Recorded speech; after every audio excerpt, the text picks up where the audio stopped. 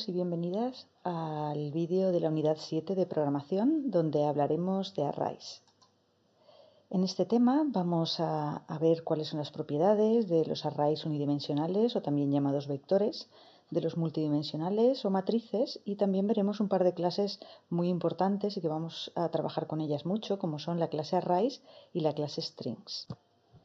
Comenzaremos definiendo un vector como una colección de valores de un mismo tipo dentro de una misma variable.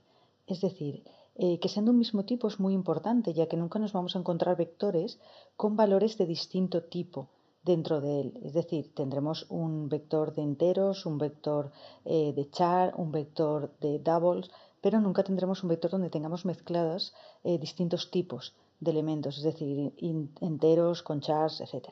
¿Vale?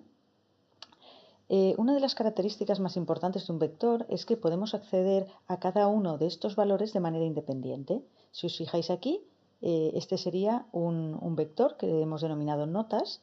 Fijaos cómo lo definimos.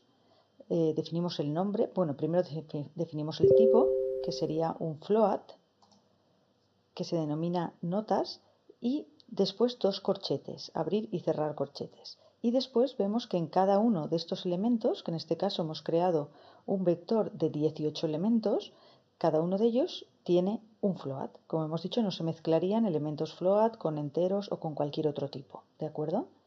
Y después podemos ver que cada uno de ellos se caracteriza por un índice, siempre comenzando por 0. Muy importante, que no se os olvide. La primera posición de cualquier vector es la posición 0, no la 1, ¿vale? Entonces en la posición 0 almacenamos el primer valor float, en la posición 1 el siguiente y así hasta 17. Es decir, desde 0 a 17, 18 elementos. ¿De acuerdo? Bien, aquí los tenéis. ¿Cuáles son las principales propiedades de los arrays? Bien, los arrays se utilizan como contenedores para almacenar datos relacionados en lugar de utilizar variables por separado para cada uno de ellos.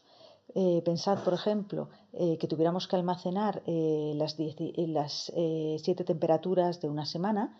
Bien, podríamos definirnos 7 variables distintas, tipo float, por ejemplo, pero es más útil trabajar con una sola variable de tipo float que contenga esas 7 temperaturas de cada una de las semanas. Pues para eso, ese sería uno de los objetivos o de las funciones de los arrays. Todos los datos incluidos en el array, como hemos dicho, han de ser del mismo tipo, ¿vale? No los podemos mezclar. El tamaño del array se establece cuando se crea el array, es decir, cuando definimos el operador new, igual que cualquier otro objeto. ¿De acuerdo? Hemos dicho que un array es un objeto. Los elementos del array se pueden acceder a través de la posición que ocupan dentro del conjunto de los elementos. Hemos comentado ya que los arrays unidimensionales también se conocen como vectores y a los bidimensionales se les conoce como matrices. Bien, vamos a ver cómo se declara un vector. Un vector se puede declarar de dos formas. O bien declaramos primero el tipo de dato que va a contener, después el nombre que le damos, el identificador, y después corchete, corchete, punto y coma, o bien ponemos el tipo y los corchetes primero y después el nombre o identificador. Por ejemplo, si definimos un vector cuentas que va a almacenar valores de tipo double, podemos hacerlo así, ¿vale? Sin embargo, esto sería distinto a si lo hiciéramos de esta manera. ¿Por qué? Porque si nosotros decimos double cuentas, punto y coma, estamos definiendo una variable de un tipo primitivo double, pero solamente podrá almacenar un valor, ¿de acuerdo? Esto es una variable, mientras que esto es un vector de doubles, que almacenará tantos valores double como definamos después en el momento en que instanciemos, que es lo que vamos a ver ahora. ¿Qué es instanciar? Pues instanciar es utilizar el operador new, que es quien reserva un espacio en memoria. Ese espacio dependerá del tipo de dato que vayamos a almacenar. Si un array no se inicializa, sería un array null, es decir, sin valor. Veamos, si hacemos int notas corchete corchete, sería equivalente a hacer int corchete corchete notas, tal y como hemos dicho. En este momento lo que estamos haciendo es definiendo el vector notas y diciendo que almacenará valores de tipo entero, es decir, estamos haciendo la declaración del vector. Ahora bien, en el momento en que hacemos notas igual a new int de 3, es cuando se reserva en memoria el espacio suficiente para poder almacenar 3 enteros, que es lo que estamos haciendo en este paso. A esto se le denomina instanciar, ¿de acuerdo? También podemos hacerlo todo de una vez, es decir int notas, corchete, corchete, igual al new int de 3. Aquí declaramos el vector y lo instanciamos. Nos faltaría solamente inicializarlo, que sería darle los valores iniciales con los que parte el vector. Vamos a verlo. Supongamos que tenemos este vector que almacena, como aquí podemos ver, enteros 8, 10, 2, 3, 5, y los índices ya hemos dicho que van desde el 0, en este caso, hasta el 4, porque tenemos 5 elementos en este vector. Los valores del array se pueden asignar en la propia declaración, es decir, si declaramos un vector notas de enteros, podemos hacer igual a, entre llaves, definir cada uno de los valores que tendrá este vector, en este caso 3 valores que son 8, 7 y 9. O bien podemos hacerlo de esta otra forma. Declaramos el vector notas2 como un vector de enteros igual a newInt, y también aquí podemos inicializarlo a los valores 8, 7 y 9. Estas dos formas serían equivalentes. Otra forma de hacerlo, ¿cuál sería? Pues podemos hacerlo elemento a elemento, como hacemos aquí. Para ello, escribimos el nombre del vector y, entre corchetes, el índice al cual vamos a dar un valor. En este caso, notas de 0, de la posición 0, se le va a dar el valor 8. A notas de 1 se le va a dar el valor 7 y a notas de 2 se le va a dar el valor 9. ¿De acuerdo? No coincide con esto, no os liéis. Se pueden declarar arrays a cualquier tipo de datos. Aquí lo hemos visto pues a enteros, a double, a float, a char, pero también a objetos. ¿De acuerdo? Bien. Existe una propiedad muy interesante de los vectores que te permite saber cuánto mide un array o un vector, un array unidimensional. Esa propiedad es length. Length en inglés es longitud. Entonces, si nosotros tenemos un vector que se denomina notas, un vector de enteros, que lo declaramos como new notas y lo inicializamos, lo declaramos de esta manera, lo instanciamos de esta manera y lo inicializamos de esta otra, como 10, 6, 7, 8, si nosotros hacemos longitud igual a notas.length, lo que estamos almacenando en esta variable entera es la longitud del vector notas. Esto devolverá, almacenará en longitud el valor 4, ya que notas tiene 4 elementos. Bien, vamos a recordar ahora un concepto muy importante con el que ya trabajamos en el tema pasado, que es el paso por referencia y el paso por valor. Recordad que cuando pasábamos a una función un parámetro, lo podíamos hacer por valor, si es que era un tipo de datos primitivo, o por referencia si se trataba de un objeto. Al pasar a una función como argumento un objeto, recordad que lo pasábamos por referencia y no por valor. Me gustaría enseñaros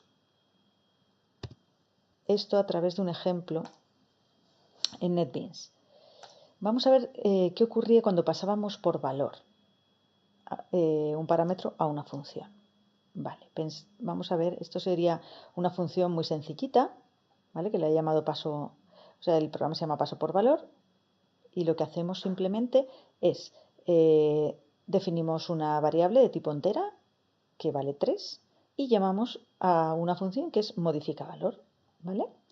Y le pasamos esta variable.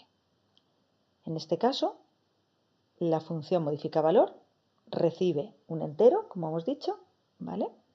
Y lo único que hace es sumar a ese entero el mismo más 5, ¿de acuerdo?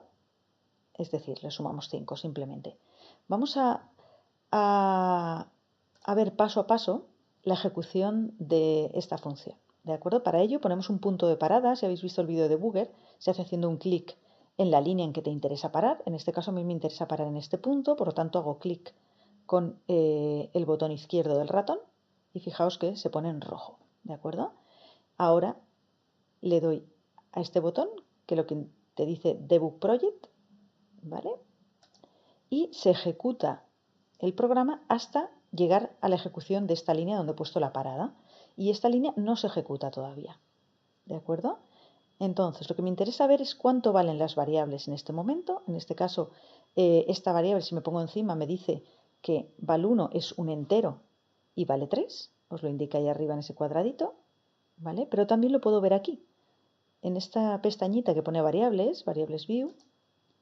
Si nos fijamos, tenemos val1, que es nuestro parámetro de entrada, que ha cogido el valor 3, que es un entero. ¿Por qué? Porque le hemos dado este valor aquí, cuando hemos llamado a la función, ¿vale? Entonces, ¿qué ocurrirá ahora cuando a ese valor le sumemos 5? Pues previsiblemente val1 valdrá el valor inicial, que era 3, más 5, pues pasará a valer 8, ¿no? Para ello, hacemos clic aquí, en este botón, que es este pinto. Como veis, ya se ha pasado de esta instrucción a la siguiente y vemos que val1 ha modificado su valor a 8, que era el valor previsible. Aquí terminará la función y volverá a este punto. Seguimos avanzando, como veis, hemos vuelto al punto donde se llamó y nos quedamos aquí. Aquí me interesa ver cuánto vale ahora V1. V1, fijaos que sigue valiendo 3, es decir, no se ha visto afectado por el cambio de val1. ¿Por qué? Porque hemos hecho un paso por valor. Realmente val1 es una variable que está alojada en otro punto de la memoria y que en esa posición de memoria se ha almacenado el mismo valor que tiene V1. Y V1 está en otro punto de la memoria almacenada y por lo tanto no se ve modificada por los cambios que se realicen en la función. ¿De acuerdo? Vamos a ver ahora qué ocurre. Vamos a terminarla. Vamos a irnos ahora a este otro ejemplo que es paso por parámetro.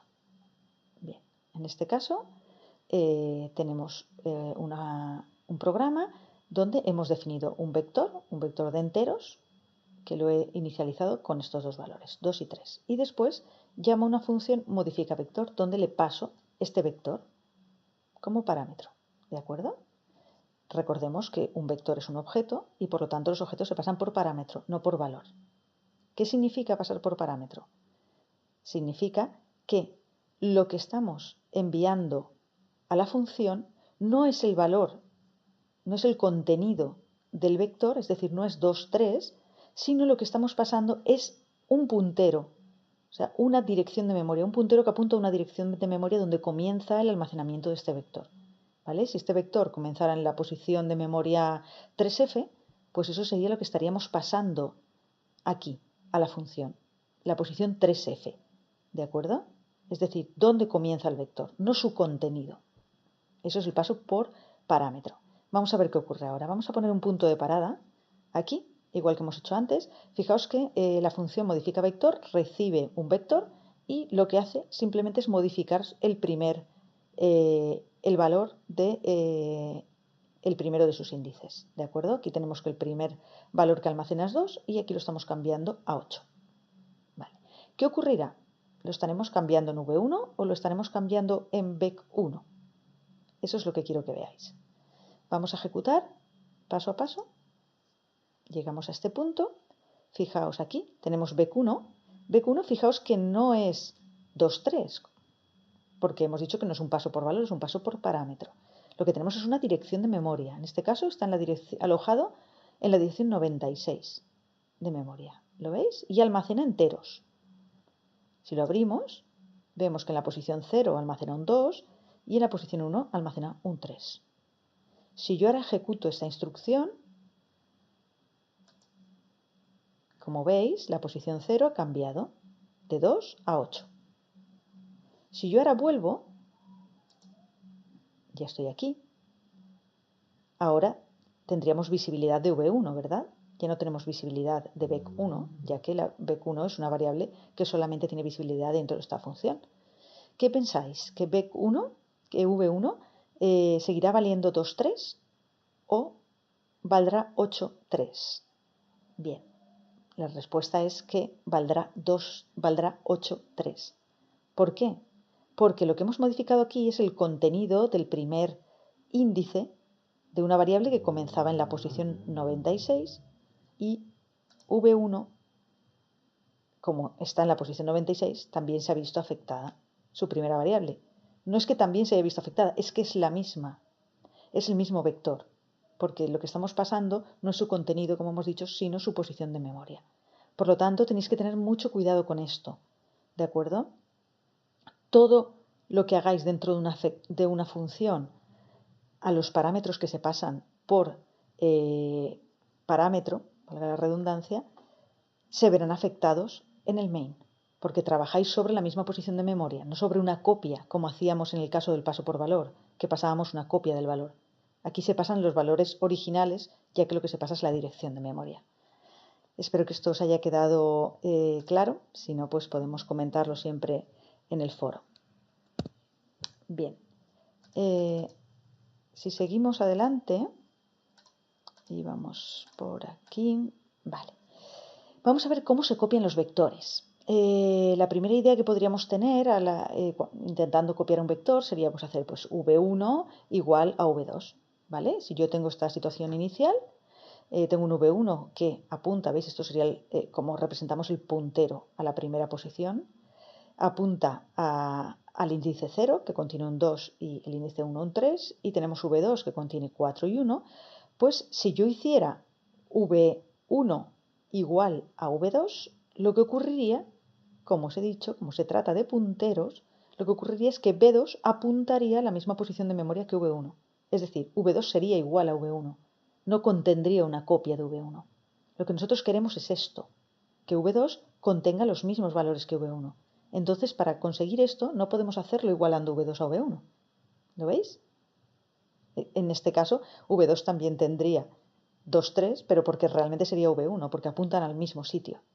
¿De acuerdo? Si yo lo que quiero es tener otro vector distinto que contenga los mismos valores que el inicial, lo que tengo que hacer es utilizar alguno de estos métodos.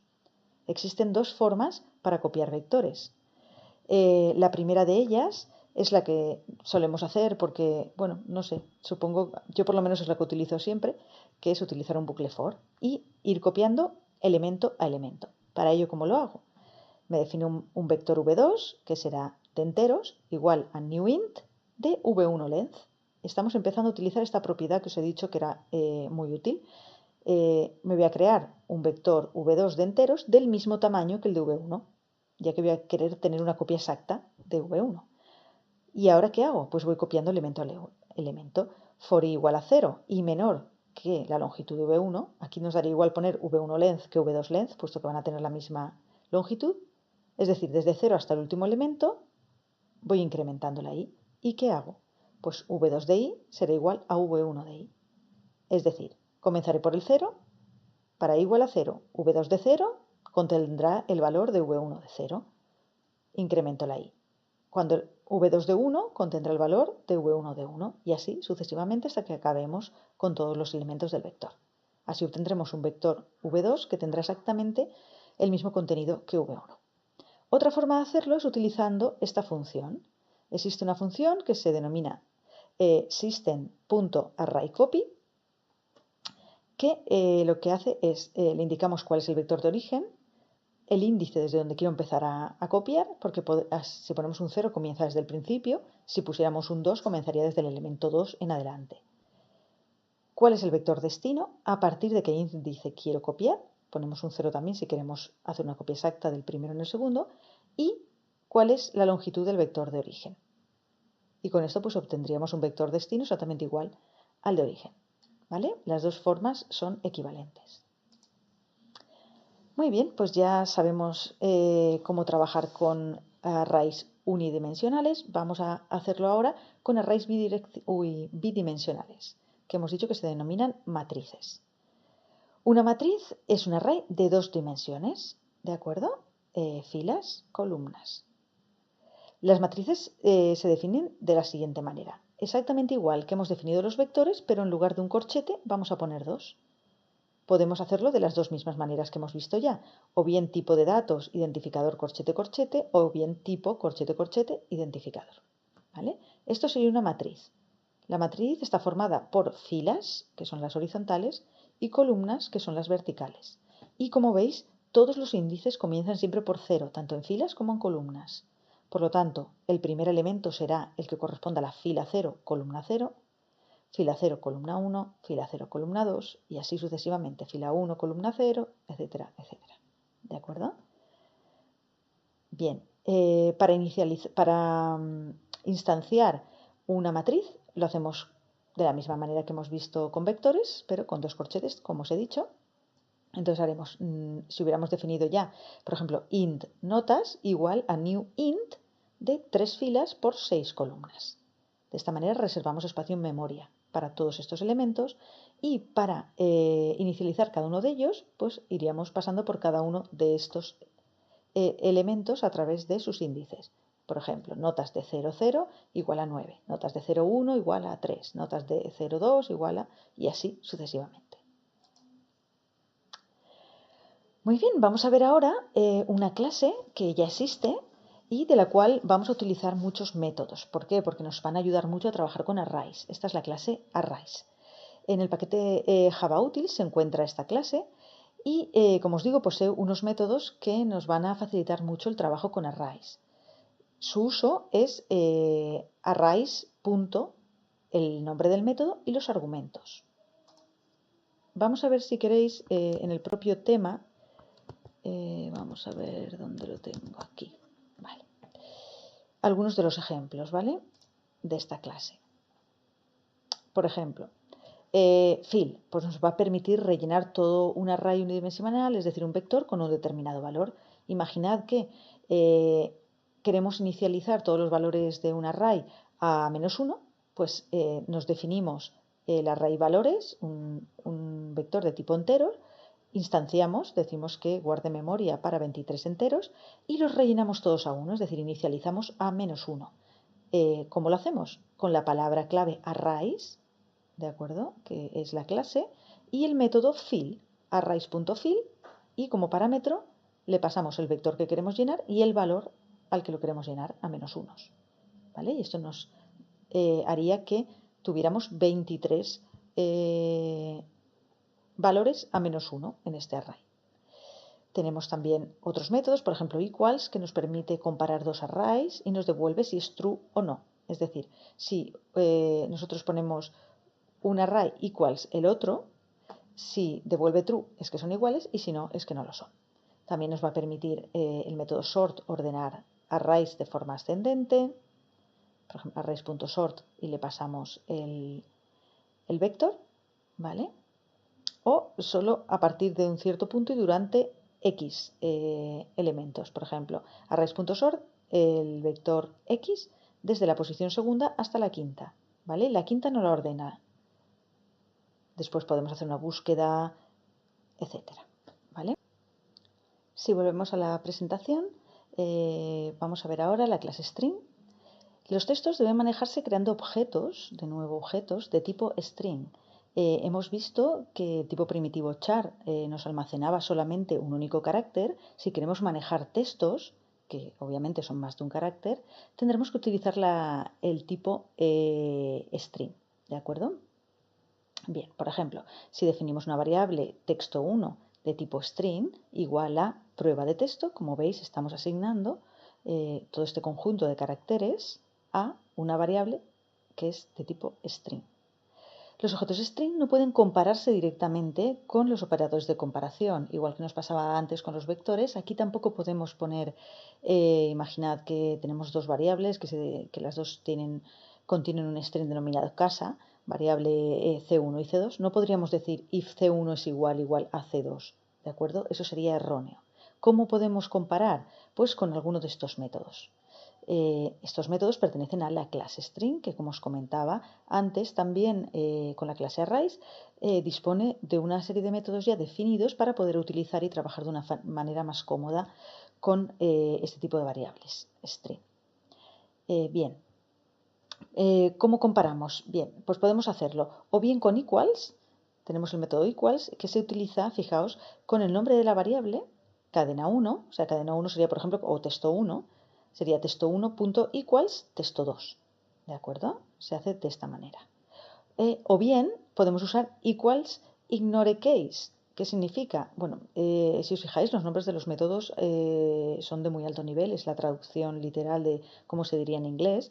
Equals es igual si la cadena 1 es igual a la cadena 2, o si es igual ignorando las mayúsculas. Es decir, si tenemos casa empezando la C con mayúscula y otro texto 2 que fuera también casa, pero la C con minúscula, si utilizáramos este método nos daría error, no serían iguales. ¿De acuerdo? Recordad que las mayúsculas y las minúsculas tienen un código ASCII distinto, por lo tanto, para un ordenador son distintas. Pero si usamos este método, equals ignore case, es decir, no tengas en cuenta las mayúsculas, sí que serían iguales, ¿vale? Esta nos daría true. O también podemos utilizar estos otros, compare to ignore case. ¿De acuerdo? Que lo que hace es, tienen que estar ordenados, en fin, eso os lo miráis en la teoría. La clase string también posee otros métodos muy interesantes. ¿Y cómo se utilizan? Pues con el objeto, punto, el método y los argumentos. Fijaos que es distinto a la utilización de la clase arrays. En la clase arrays siempre poníamos el nombre de la clase arrays primero.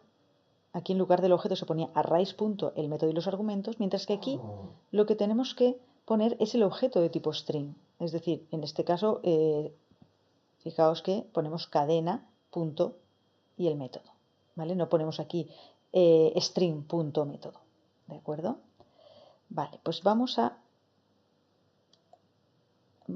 irnos un momentito a la teoría y vemos así por encima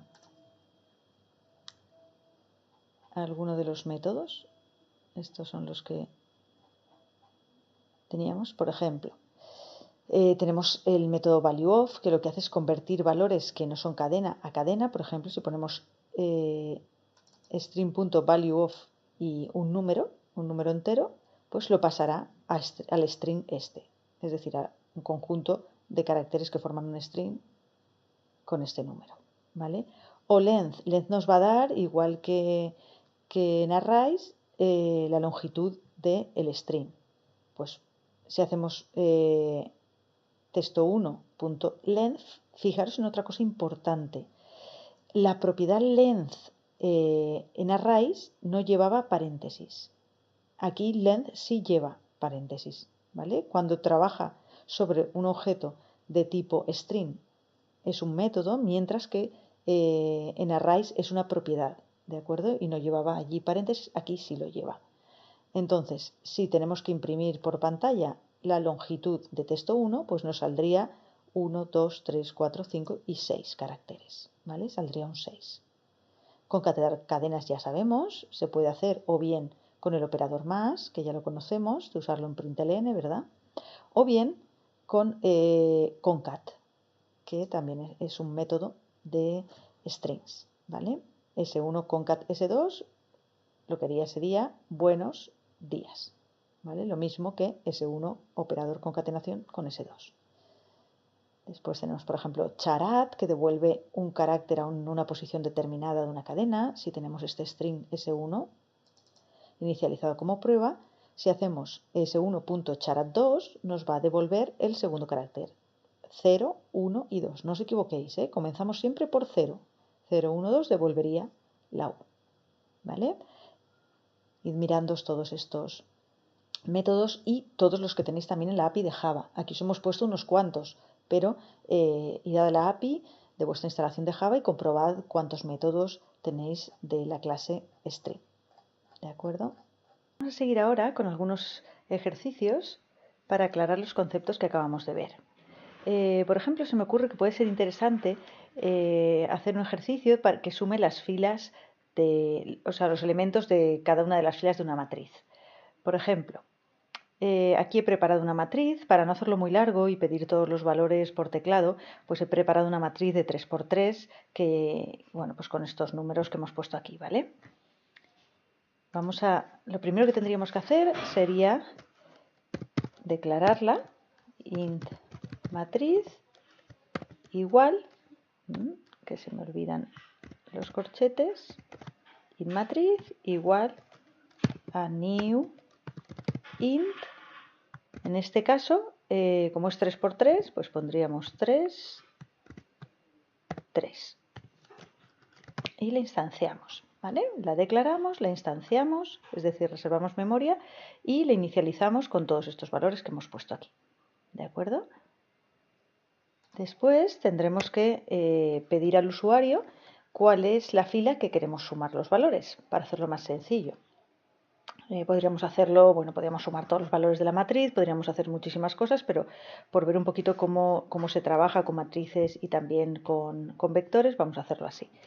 Bien, para pedir al usuario que nos introduzca cuál es la fila, pues hacemos un sout. Fijaos que si yo pongo sout y le doy al tabulador, directamente se me escribe un systemout.println. Esto es un atajo para que podáis hacerlo más rápido. Introduce la fila a sumar. Vale.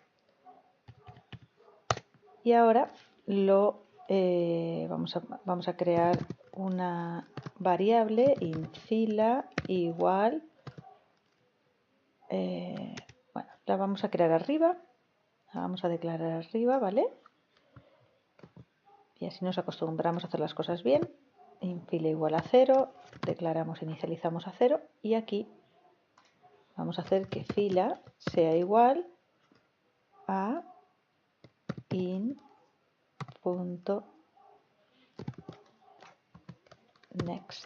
Y lo tenemos aquí. Muy bien, con esto ya sabemos cuál es la fila a sumar, ¿vale?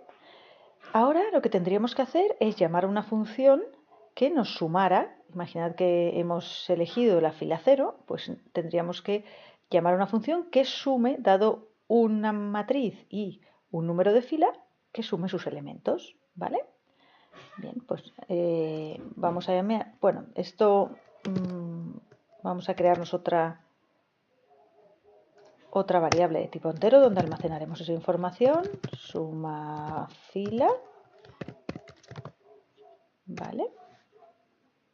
Y aquí lo que haremos será que suma fila sea igual a la llamada a la matriz, que la vamos a llamar, pues también, no sé, suma de filas, suma fila de matriz, ¿vale? Que le pasaremos, como hemos dicho, una matriz y una fila a sumar, ¿vale? Y después lo que tenemos que hacer simplemente otro sout tabulador y sacar por pantalla la suma de los valores de la fila.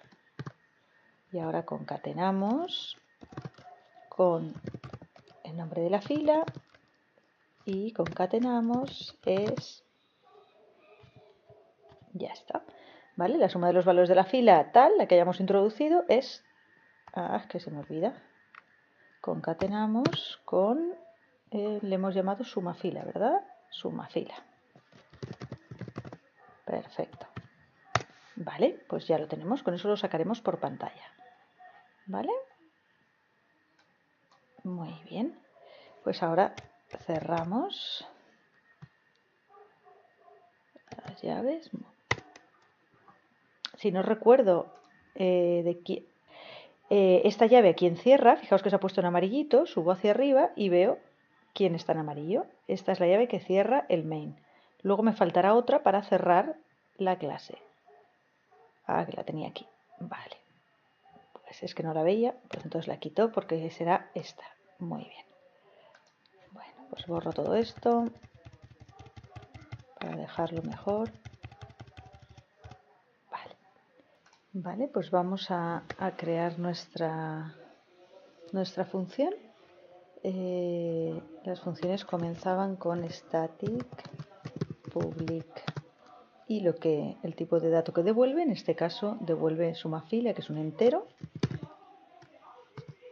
suma fila m, y ahora le tenemos que meter una matriz de enteros, int m,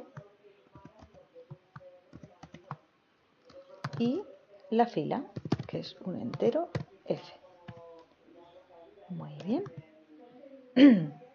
Fijaos que yo he llamado M a la matriz y F a la fila cuando en el main se denominan matriz y fila.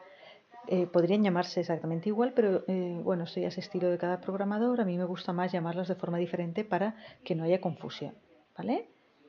Recordemos que matriz se pasará por referencia, es decir, las dos apuntarán estas dos variables a la misma posición de memoria, mientras que fila se pasa por valor. Este será un valor 1, 0, 1 o 2. Vale.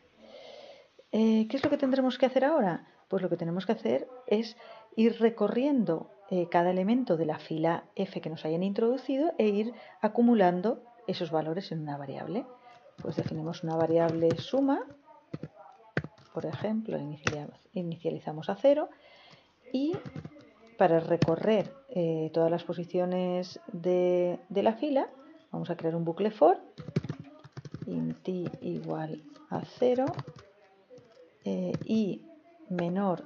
¿Hasta dónde llegaremos? Pues hasta la última columna. Por lo tanto, como no lo sabemos, tenemos la matriz M, pero no sabemos qué longitud, cuántas columnas tiene cada una de sus filas. Esto lo conoceremos con la propiedad length que hemos comentado antes. E incrementamos. Muy bien. Y ahora vamos a ir acumulando en esa variable suma más igual. En suma iremos sumando suma más el valor de cada una de las posiciones de la fila, que será M. ¿De qué? De la fila que nos han introducido, F, y cada una de las columnas, I. ¿De acuerdo? Cerramos con esto, ya tendríamos suma. Quitamos este espacio y ahora nos queda solucionar este error que nos aparece aquí, que es porque falta la cláusula de return. Vale, pues devolvemos suma. Muy bien, vamos sumando. Para 0 tendremos, imaginemos que hemos introducido la fila 0, pues 0, 0 se sumará a suma, 0, 0, la posición 0, 0 contiene un 2, por lo tanto suma valdrá 2. Después para 0, 1 tenemos el valor 3, por lo tanto suma acumulará 2 más 3, 5. Y por último, en la 0, 2 tenemos 6, pues la suma será 11. ¿De acuerdo? ¿Qué nos dice aquí? Return suma, que suma es un entero. Vale. Y aquí tenemos que mostrar suma fila, que la devuelve aquí. Muy bien. ¿Qué nos falta? Este está bien. Nos falta un corchete más para acabar. Ahí. Vale, ya está. Guardamos con control S y ejecutamos. A ver qué ocurre. Introduce la fila a sumar, ponemos la 0 y vemos que la suma de los valores de la fila 0 es 11. Vale, 0 me ha quedado aquí abajo, que no me gusta, pues quitaríamos el println y nos ha faltado aquí poner un espacio detrás de fila, por tanto aquí un espacio. Guardamos, volvemos a ejecutar y ahora debería quedar perfecto. Introduce la fila a sumar, por ejemplo la 1, y nos dice que la suma de los valores de la fila 1 es 13. Vamos a verlo. 3 y 9, 12, 12 y 1, 13. Perfecto. Vamos a ver ahora otro ejemplo en el que vamos a crear un proyecto que nos ayude a cambiar vocales a mayúscula.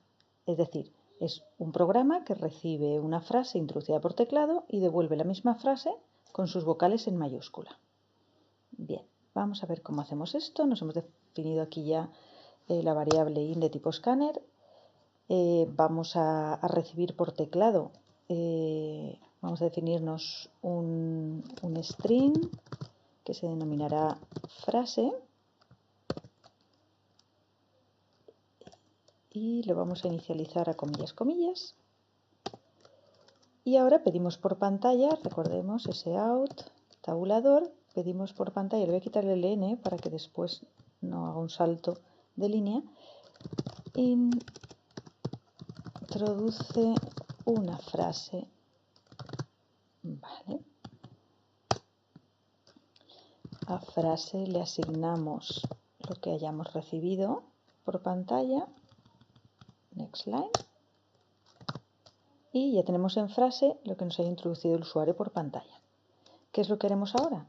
Pues llamaremos a la función, por ejemplo, cambia vocales y se lo asignaremos a una nueva frase cambiada o a la misma.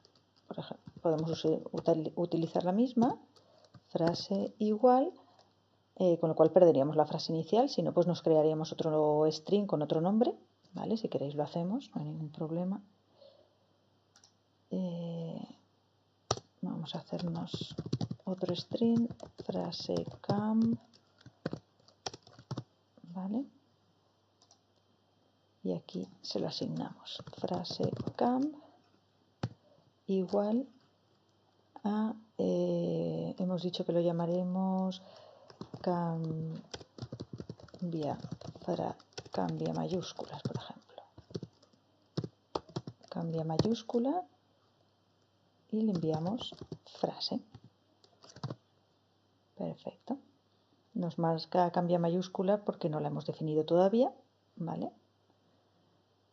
Y luego lo que haremos será sacar por pantalla la nueva frase, que será frase K. Perfecto. Bien, pues vamos a definirnos ahora. Vamos a quitar este trozo. Vamos a definirnos ahora la nueva función. Comenzamos static public que devuelve, nos va a devolver, hemos visto que nos va a devolver un string, que es frase camp. Por lo tanto, string cambia mayúsculas y está esperando recibir un string, ¿no? String F, abrimos llaves. Muy bien. Aquí nos marca, ya sabéis, nos lo marca erróneo porque le falta el return, ¿no? Lo pondremos al final. Muy bien, ¿qué tenemos que hacer? Pues vamos a recibir una frase, F, y lo que vamos a hacer es ir cambiándola, o sea, identificando dónde están las vocales y cambiando cada una de esas vocales a mayúscula. Para ello, como tengo que encontrar las vocales, pues me voy a crear un array de caracteres con todas ellas. Entonces lo definiría como un char vocales igual y voy a ir inicializándolo a cada una de las vocales. I, O y U. Vale. Ya tenemos un vector de vocales. Y ahora lo que tengo que hacer es ir recorriendo cada uno de los elementos de nuestra frase, cada uno de los caracteres de nuestra frase, e ir cambiando, o sea, viendo si es una vocal o no, y si es una vocal la cambio a mayúscula.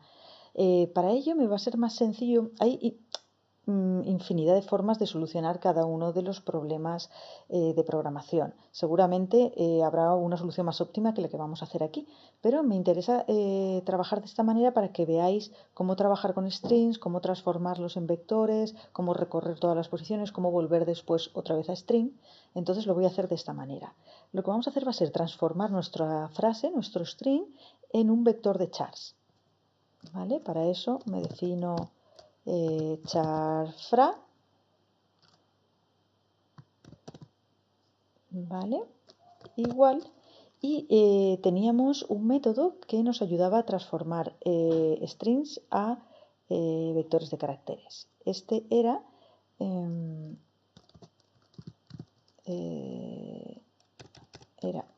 el string f.toCharArray. ¿vale? Es decir, sobre el string f cambiamos a un array de chars, ¿vale? Array de chars. Punto y coma.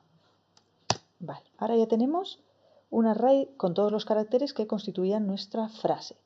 Pues ahora lo que vamos a tener que hacer es ir recorriendo uno a uno todos esos caracteres y comparándolos con todos estos que tenemos aquí para detectar las vocales.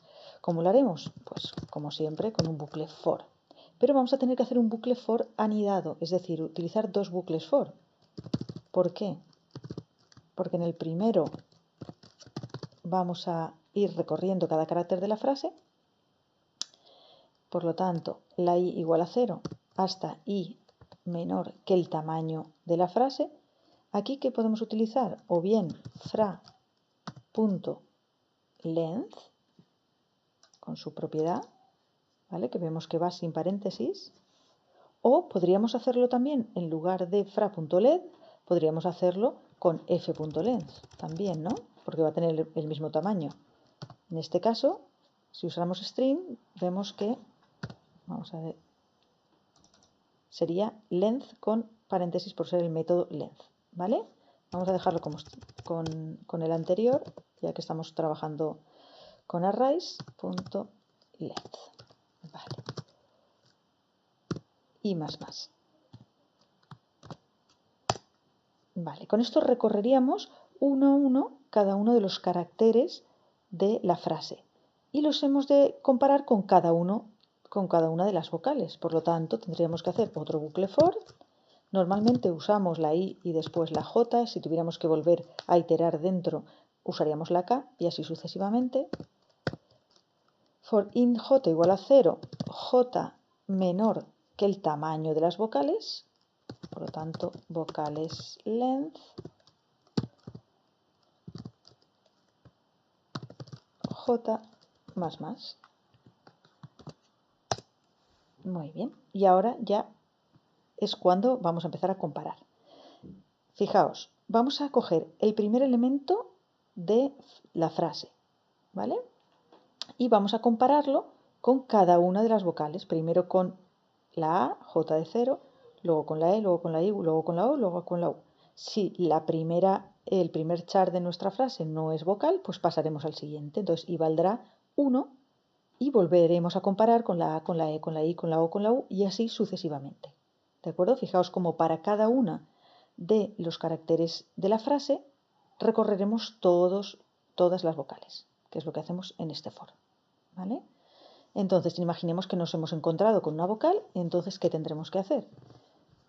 Tendremos que aquí dentro ir comparando, ¿no? If fra de i es exactamente igual a vocales de j, ¿qué haremos?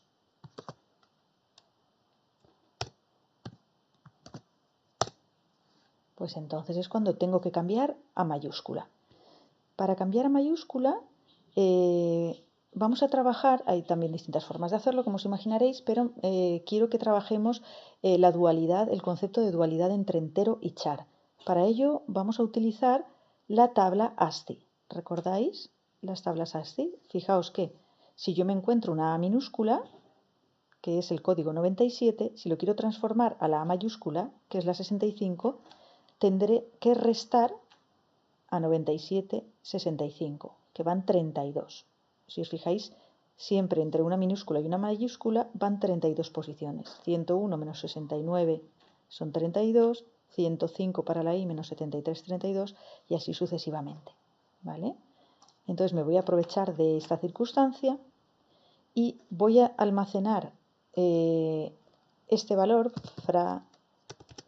bueno, voy a crear un entero aquí arriba, aquí, un int letra, que lo inicializo a 0, porque es entero, pero fijaos, por esta dualidad que os digo, entre entero char, también podría inicializarlo y no me daría error a un char. ¿Veis? También lo entiende de la misma manera. Podemos usar cualquiera de los dos. A char, vacío o a 0.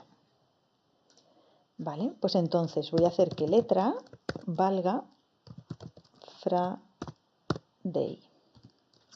Es decir, nos guardamos en esta variable de tipo entero fijaos que estoy guardando en una variable de tipo entero un carácter, porque fra dei es el carácter correspondiente a esa posición dentro del vector de chars. ¿Veis que no hay problema de incompatibilidad de tipos? Porque hay una dualidad entre entero y char, como os comento. Entonces ahora lo que voy a hacer es hacer letra será igual a letra menos 32, es decir, cambio esta letra por letra menos 32 y ahora sustituyo el valor en fra. Fra de i será igual a letra. ¿Qué ocurre?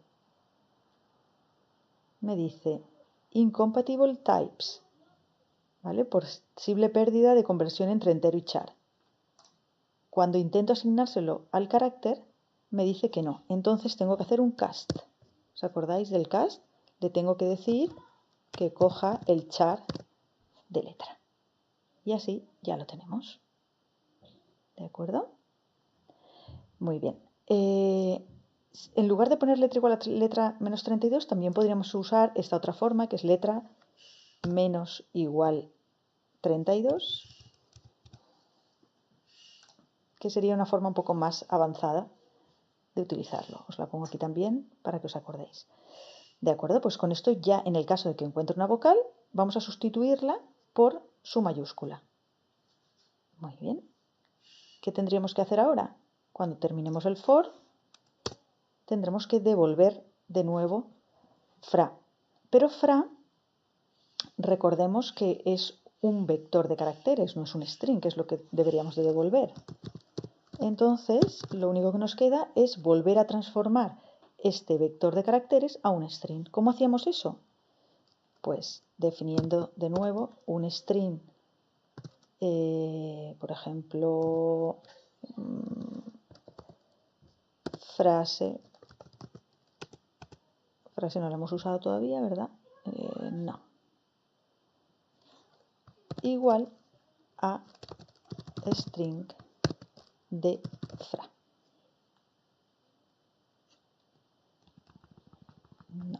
No nos hace falta ponerlo así. Un string de fra.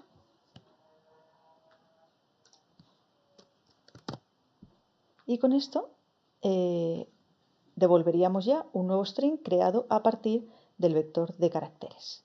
Vamos a guardar y vamos a probar si funciona. Introduce una frase.